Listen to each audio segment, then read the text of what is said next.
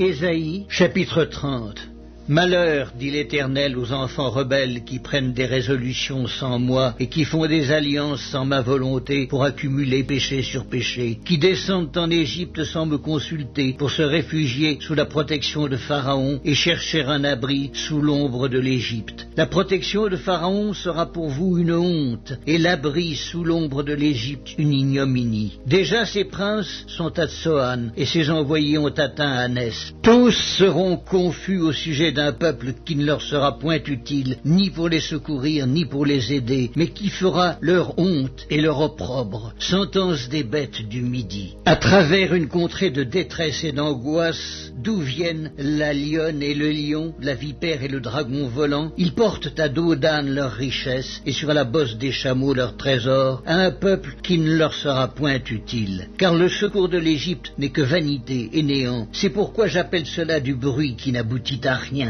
Va maintenant, écris ces choses devant eux sur une table et grave-les dans un livre, afin qu'elles subsistent dans les temps à venir, éternellement et à perpétuité. Car c'est un peuple rebelle, ce sont des enfants menteurs, des enfants qui ne veulent point écouter la loi de l'Éternel, qui disent aux voyants, ne voyez pas, et aux prophètes, ne nous prophétisez pas des vérités, dites-nous des choses flatteuses, prophétisez des chimères, détournez-vous du chemin, écartez-vous du sentier, éloignez de notre présence le Saint d'Israël.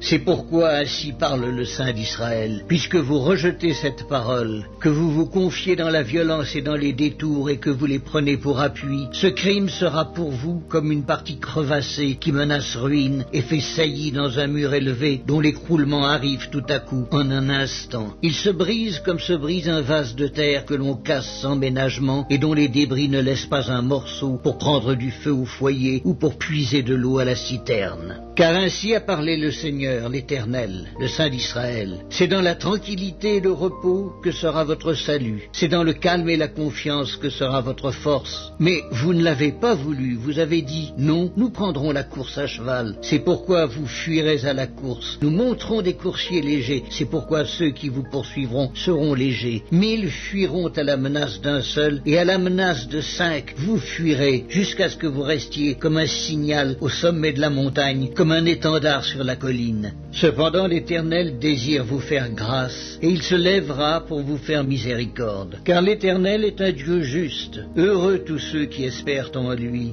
Oui, peuple de Sion, habitant de Jérusalem, tu ne pleureras plus. Il te fera grâce quand tu crieras. Dès qu'il aura entendu, il t'exaucera. Le Seigneur vous donnera du pain dans l'angoisse et de l'eau dans la détresse. Ceux qui t'instruisent ne se cacheront plus, mais tes yeux verront ceux qui t'instruisent. Tes oreilles entendront derrière toi la voix qui dira « Voici le chemin, marchez-y ». Car vous iriez à droite ou vous iriez à gauche. Vous tiendrez pour souiller l'argent qui recouvre vos idoles et l'or dont elles sont revêtues. Tu en disperseras les débris comme une impureté. Hors d'ici, leur diras-tu. Alors il répandra la pluie sur la semence que tu auras mise en terre, et le pain que produira la terre sera savoureux et nourrissant. En ce même temps, tes troupeaux paîtront dans de vastes pâturages. Les bœufs et les ânes qui labourent la terre mangeront un fourrage salé qu'on aura vanné avec la pelle et le vent. Sur toute haute montagne et sur toute colline élevée, il y aura des ruisseaux, des courants d'eau, au jour du grand carnage, à la chute des tours. La lumière de la lune sera comme la lumière du soleil, et la lumière du soleil sera 7 fois plus grande, comme la lumière des 7 jours. Lorsque l'Éternel bandera la blessure de son peuple, et qu'il guérira la plaie de ses coups. Voici, le nom de l'Éternel vient de loin, sa colère est ardente, c'est un violent incendie. Ses lèvres sont pleines de fureur, et sa langue est comme un feu dévorant. Son souffle est comme un torrent débordé qui atteint jusqu'au cou pour cribler les nations avec le crible de la destruction, et comme un mort trompeur entre les mâchoires des peuples. Vous chanterez comme la nuit où l'on célèbre la fête, vous aurez le cœur joyeux comme celui qui marche au son de la flûte, pour aller à la montagne de l'Éternel, vers le rocher d'Israël. Et l'Éternel fera retentir sa voix majestueuse, il montrera son bras prêt à frapper dans l'ardeur de sa colère, au milieu de la flamme d'un feu dévorant, de l'inondation, de la tempête et des pierres de grêle. À la voix de l'Éternel, l'Assyrien tremblera, l'Éternel le frappera de sa verge. À chaque coup de la verge qui lui est destinée et que l'Éternel fera tomber sur lui, on entendra les tambourins et les harpes.